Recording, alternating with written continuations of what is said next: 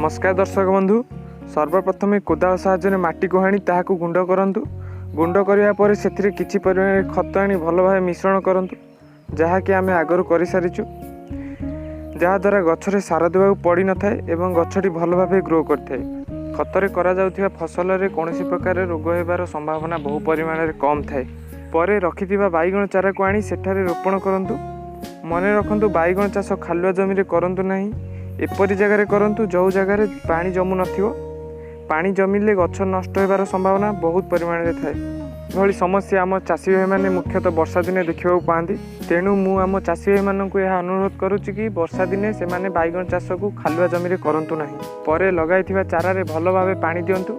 मने रखन जदि वर्षा दिन होइताए तेबे पानी देबाक पड़ी न थाए, किंतु खरा दिने प्रतिदिन पानी देवार आवश्यकता थाए। जदि आपण मानकर किछि संदेह किंबा प्रश्न थाए तेबे आपण माने तळे थिबा कमेंट बॉक्स रे पचारि पारिबे। धन्यवाद।